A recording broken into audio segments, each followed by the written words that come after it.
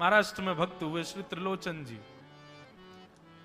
परम संत सेवी, श्री पंडरीनाथ भगवान के चरणों में ही रहते थे। पति पत्नी दोनों निवास करते थे, उनके कोई संतान नहीं थी, तो इसलिए उन्होंने जीवन भर क्या नियम अपनाया कि जो भी धन आदि उनके पास था, जो भी वैभव था, उन्होंने वो पंढरपुर आने वाले वैष्णवों की सेवा में खर्च करने का उसका मन बनाया कि यहां इतने दर्शनार्थी आते हैं, सबका भोजन प्रसादी सामग्री हमारे घर में बना करेगी। तो श्री त्रिलोचन जी पंढरपुर आने वाले दर्शनार्थियों को घर बुला करके प्रेम से भोजन पवाते थे, और जितने भी दर्शनार्थी दर्शन करके पंढरपुर से जाते थे वो अन्य संतों को कह देते, कहां जा रहे हो? बोले पंढरपुर जा रहे हैं। बोले भैया पंढरपुर जा रहे हो तो त्रिलोचन जी के यहां जाना, उनके यहां भोजन प्रसादी बहुत बढ़िया संतों के अनुकूल बनाते हैं।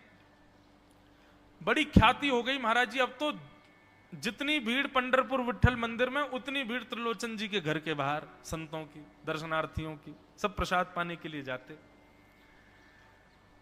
त्रिलोचन जी और उनकी पत्नी बड़े प्रसन्न कि इतने संतों की सेवा हम कर पा रहे हैं, ये हमारा सौभाग्य है। धीरे धीरे दोनों वृद्ध अवस्था को प्राप्त हो गए।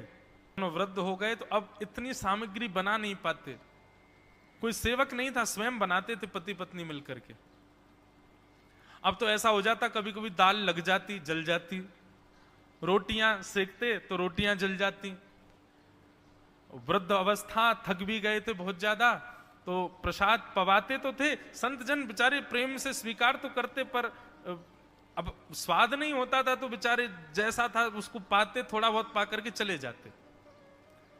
धीरे धीरे संतों का आगमन अब कम होने लगा। त्रिलोचन जी इस बात से बड़े परेशान हो गए, बोले भैया संत हमारे घर से आना बंद हो गए, हम क्या करें?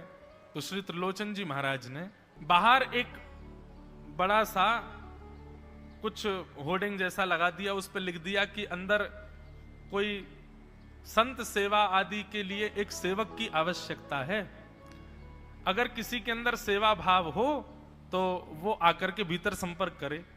सेवा, ब्रजवासी सेवा, गौ सेवा, इन सब सेवाओं के प्रकल्प में यदि आप सेवक की कामना करोगे तो कहीं ना कहीं किसी ना किसी रूप में ठाकुर जी आएंगे सेवा के लिए। त्रिलोचन जी ने बाहर लिख दिया कि भाई संत सेवा के लिए सेवक की आवश्यकता है, यदि कोई सेवा भावी सेवा करना चाहता है तो भीतर आके संपर्क करे। अब यह बोर्ड पढ़ लिया हमारे श्री पंडरीनाथ भगवान ने, और श्री विठल भगवान एक छोटे से बालक का रूप धारण करके त्रिलोचन जी के यहां पहुंच गए। त्रिलोचन जी के यहां पहुंचे, त्रिलोचन जी बैठे थे। बोले साहब जी, आपने बाहर लिख रखा है संत सेवा के लिए यदि कोई इच्छुक हो तो भीतर आके संपर्क करे, मुझे सेवा करनी है।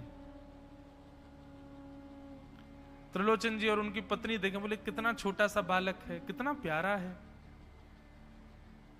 ये तुम्हारे माता पिता नहीं है?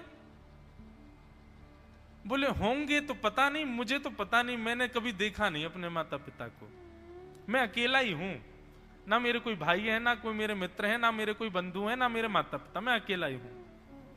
त्रिलोचन जी की पत्नी को तो इतनी दया सी आ गई, अरे राम राम, बेचारा अकेला बालक है। अच्छा चलो ठीक है, तुम यहां सेवा कर लेना, लेकिन कुछ नियम है उनको सुन लो। सबसे पहले तो अपना नाम बताओ, तुम्हारा नाम क्या है? विठल भगवान ही थे, वो तो छोटे से बालक के रूप में गए थे। बोले मेरा नाम है अंतर्यामी। त्रिलोचन जी बोले नाम सुनकर के तो ऐसा लगता है जैसे सच में अंतर्यामी है क्या? अच्छा बेटा अंतर्यामी, सेवा करोगे? बोले ये सेवा करना तो मेरा जन्म जन्मांतर का काम है, मैं यही तो करता हूं, संतों की सेवा करना, वैष्णवों की सेवा करना, भक्तों की रक्षा करना, ये मेरा जन्म सिद्ध अधिकार है, मैं इसी के लिए ही आता हूं। त्रिलोचन जी और उनकी पत्नी एक दूसरे का मुख देख करके बोले, नेक सा बालक है लेकिन बोलता कैसे है? ठाकुर जी तो सत्य बोल रहे थे। बोले अच्छा, सुबह एक सब्जी बनानी पड़ेगी, दाल बनानी पड़ेगी, और हमारे यहां लगभग 100-150 संत आते हैं, उनके हिसाब की रोटी बनानी पड़ेगी, और सब बेटा तुमको करना पड़ेगा, हम थोड़ा बहुत सहायता कर देंगे, हमसे ज्यादा बनता नहीं है, तुमको ही सब सिद्ध करना पड़ेगा। अंतर्यामी भगवान बोले बिल्कुल निश्चिंत रहो, हम खीर भी बनाएंगे, हम रबड़ी भी बनाएंगे, हम रायता भी बना दिया करेंगे, हम 2-4 सब्जी और बना दिया करेंगे। त्रिलोचन जी बोले नेक्स्ट सा बालक, सब जानते हो तुम? बोले हाँ, हमको सब आता है, दुनिया का कोई काम नहीं जो हमको नहीं आता हो। और सुनिए, झाड़ू पोंछा बर्तन भी कर देंगे हम। त्रिलोचन जी तो बड़े खुश हो गए, बहुत बढ़िया सेवक मिला यार, ये तो सब काम करता है। लेकिन भगवान बोले लेकिन अब हमारी शर्त सुनो। त्रिलोचन जी बोले तुम्हारी भी शर्त है? बोले हाँ। क्या शर्त है भैया? बोले हमारी पहली शर्त यह है कि हम दुनिया को बना के खिलाएंगे, लेकिन हमको आपको बना के खिलाना पड़ेगा। हम अपने हाथ का बना नहीं पाते, हम आपके हाथ का बना। और ये वास्तविकता है, ठाकुर जी पूरी दुनिया को पवाते हैं, लेकिन स्वयं भक्त के हाथ से बना ही पाते हैं। ठाकुर जी बोले हम सारे संतों को बना के पवाएंगे, लेकिन हम अपने हाथ का बना नहीं पाते, आपको हमारे लिए बनाना पड़ेगा। त्रिलोचन जी की पत्नी बोली छोटा सा बालक, इसका आधे हाथ का तो इसका पेट है, एक रोटी में झिक जाएगा ये, इसके लिए मैं बना दिया करूंगी। ठीक है लला, तू बिल्कुल चिंता मत करो, तुम्हारे लिए भोजन हम बना दिया करेंगे। हमारी एक शर्त और सुन लीजिए। बोले क्या? हम कितना भी खाएं हमको टोकना नहीं कभी कि इतना क्यों खा रहे हो। त्रिलोचन जी बोले भैया हम क्यों टोकेंगे, तुम बढ़िया 2-3 रोटी खा लिया करना। बोले 2-3 रोटी तो हमारी दाढ़ में छुप जाती है कहीं पर, हम तो प्रेम से पाते हैं। बस आप लोग ये नियम याद रखना, आप कभी ये मत कहना कि इतना क्यों खा रहे हो। और सुनिए एक बात, अगर हमारे सामने कही तो अपराध बनेगा ही, आपका नियम टूटेगा ही। किसी और से जाकर के यदि आपने कह दिया कि बहुत खाता है, क्या बताएं, तो हम उसी दिन अंतर ध्यान हो जाएंगे, उसी दिन आपका घर छोड़ के चले जाएंगे, फिर दूरते रहना सेवक। त्रिलोचन जी बोले हम क्यों कहेंगे भैया, हम तो कभी नहीं कहेंगे, हम दोनों तुमको वचन देते हैं, तुम प्रेम से रहो, सबका सेवा करो, हम कभी नहीं कहेंगे कि इतना खाता है। भगवान बोले तो ठीक है, फिर कल से सेवा शुरू। अगले दिन महाराज त्रिलोचन जी और पत्नी उठे सवेरे ब्रह्म मुहूर्त में, देखा तो महाराज भीतर ही ठाकुर जी बढ़िया अपनी कमर कस करके, सिर पर ढांटा बांध करके, मुंह पर कपड़ा लगा करके और कढ़ाई में लिए चला रहे हैं, बना रहे हैं दाल। एक हाथ से दाल बना रहे हैं, फिर दौड़ के जाते हैं दूसरी कढ़ाई पे, वहां पर खीर बना रहे हैं, फिर कहीं जाते हैं वहां पूड़ी उछाल उछाल करके धर रहे हैं। त्रिलोचन जी और उनकी पत्नी देख रहे खड़े खड़े, अकेले ठाकुर जी सब बना रहे हैं, नेक्सा सा बालक। 8 बजे से संतों की जमात आनी प्रारंभ हो गई, सुबह के समय हो गया। महाराज अकेले ही पत्तल लेकर के दौड़ते हैं, सारे संतों को पत्तल बांटे आते हैं, फिर अकेले ही सामग्री लेकर के जाते हैं और लेकर के सबको बांटते हैं। त्रिलोचन जी कोई सामग्री लेके जाएं तो ठाकुर जी बीच में ही आ जाते हैं, बाबूजी आप जाके बैठो, मैं बांट रहा हूं ना, आप उठ के मत आओ, आप उठ के आओगे सब फैल जाएगा, मैं कर रहा हूं ना सब। अकेले ठाकुर जी, अकेले अंतर्यामी भगवान सब कर रहे थे। और त्रिलोचन जी और उनकी पत्नी बड़े प्रसन्न, जय हो विठोबा, तेने तो भैया ऐसा लगे साक्षात तुम ही आ गए हो, कितनी कृपा हो रही है, देखो कैसा सेवक मिला है हमें। भले ही संतान नहीं दी ठाकुर जी ने, लेकिन ऐसा सेवक दिया है जिससे परिपूर्ण आनंद हो गया है।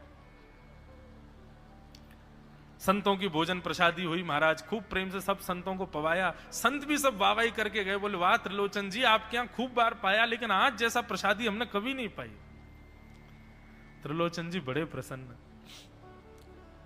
सब संत चले गए, भगवान तुरंत पोंछा लिया है, पूरे फर्श को मार्जन कर दिया, सब बिल्कुल सारी दरी वरी समेट करके रख दी, सब पत्तल आदि सबको व्यवस्थित कराए, सारे बर्तन मांज करके धर दिए, सब बिल्कुल व्यवस्थित करके, और आकर के ठाकुर जी सामने बैठ गए। मैया अब सेवा हमारी तो पूर्ण हो गई, अब हमारी पेट पूजा करो, अब आप लगो रसोई में, हमारे लिए बनाओ।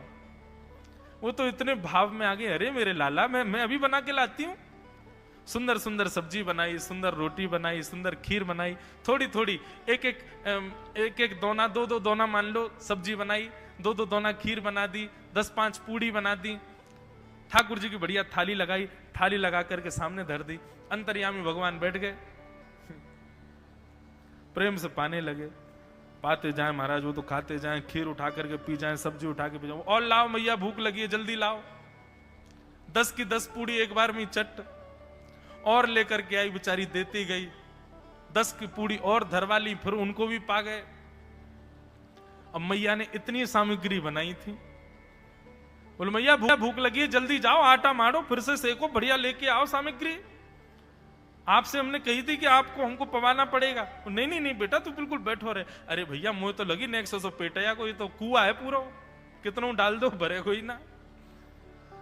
महाराज आटा मारते मारते शाम हो गई।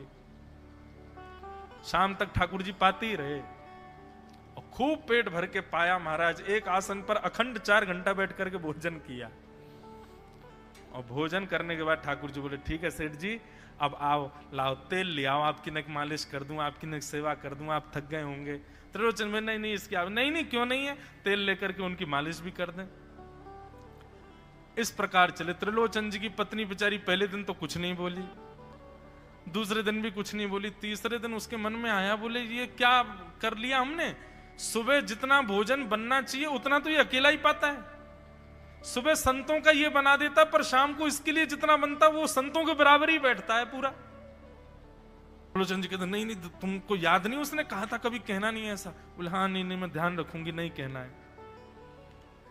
लेकिन अंतर्यामी भगवान तो खूब प्रेम से घर के सारे काम कर रहे हैं उनके।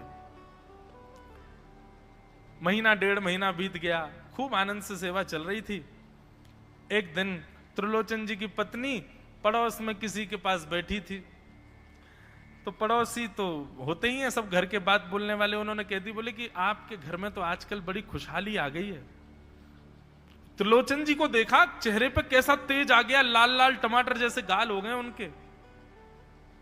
बोले अरे वो आया है ना अंतर्यामी सेवक हमारा, बहुत सेवा करता है, प्रसादी वगैरह सब वही बनाता है, फिर मालिश करता है उनकी, बढ़िया बढ़िया उनके लिए जूस निकालता है, बढ़िया उनको सब भोजन पानी पवाता है, इसलिए इस वजह से त्रिलोचन जी बढ़िया। वो त्रिलोचन जी तो बढ़िया हो गए, तुम सूख गई हो, तुम इतनी पतली दुबली क्यों हो गई, मेरा दुख कौन जाने। वो सबकी सेवा करता है पर अपनी सेवा मुझसे करवाता है। अरे छोटा सा तो है, ऐसे मटक मटक के जाता है, हम तो उसको देखने के लिए खड़े रहते बाहर, कैसे बढ़िया लगता है। कई लोग तो देखने ही आते हैं उसको कि कैसे सब्जी परोस रहा है, कैसे पूड़ी परोस रहा है, कितना सुंदर लगता है। छोटा सा तो है, उसकी क्या सेवा करनी पड़ती है। अरे बहन तुम क्या जानो,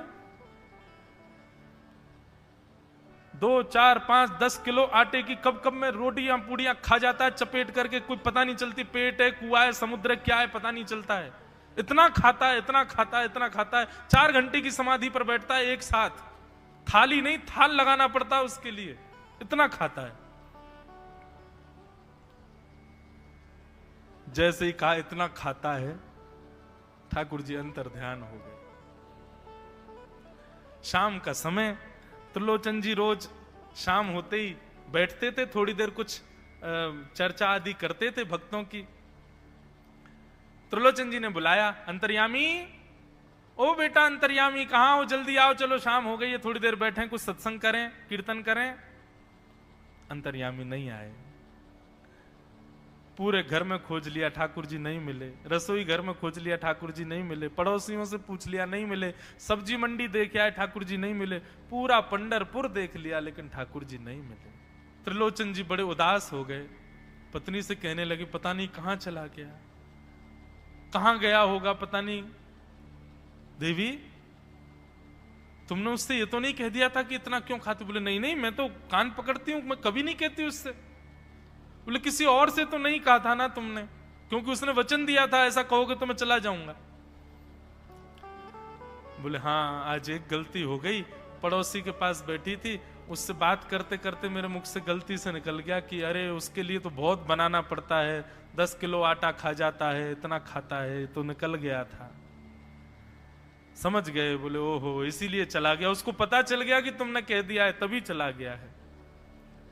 त्रिलोचन जी और उनकी पत्नी दोनों श्री पंडरीनाथ भगवान मंदिर के दहली पर जाकर के बैठ गए। जाकर के ठाकुर जी के आगे हाथ फैला करके कहने लगे, बोले नाथ, हे पंडरीनाथ, आपने हमको संतान नहीं दी, पुत्र नहीं दिया, पुत्री नहीं दी जीवन में, हमने कभी उसकी अपेक्षा नहीं की, हमने कभी आपसे शिकायत नहीं की कि हमको संतान क्यों नहीं दी है। पर नाथ, एक सेवक हमारे जीवन में आया और जब से वो सेवक आया हमारे यहाँ संतों की सेवा होने लगी, हमारे यहाँ कीर्तन होने लगा, हमारे यहाँ सत्संग होने लगा, हमारे यहाँ खूब आनंद की उमंग होने लगी। उस सेवक ने हमको आपसे और प्रेम करवा दिया। ठाकुर जी, हम आज आपसे दोनों भीख मांग रहे हैं, हमें कुछ मत दीजिए, आप भी मत मिलिए हमको इस जन्म में, लेकिन हमारे उस सेवक अंतर्यामी को हमको वापस कर दीजिए भगवान, वो जहां कहीं भी हो उसको वापस भेज दो हमारे पास। ऐसा कह करके रुदन करने लगे, नेत्रों से आंसू गिरने लगे, चरणों में प्रणाम करके श्री पंडरीनाथ भगवान को रुदन करने लगे त्रिलोचन जी और उनकी पत्नी। इतने में ही स्वर सुनाई दिया, बाबूजी। अंतर्यामी का स्वर सुनते ही पीछे मुड़ करके देखा तो पीछे तो कोई दिखा नहीं। अरे इधर देखिए, पीछे कहां देख रहे हैं? वापस से पंडरीनाथ भगवान की ओर देखा तो श्री पंडरीनाथ भगवान की जगह ही अंतर्यामी बालक खड़ा हुआ है, सामने खड़े होकर के उनको आशीष दे रहा है। त्रिलोचन जी तो भाव विह्वल हो गए, बोले कैसी कृपा नाथ आपकी। बोले आप ही थे क्या?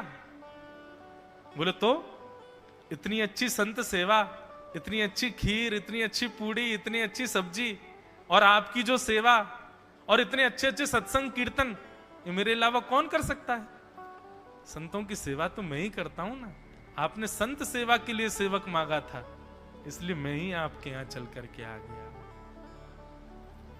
और श्री त्रिलोचन जी पर अद्भुत कृपा करके भगवान ने उनको कृतार्थ किया।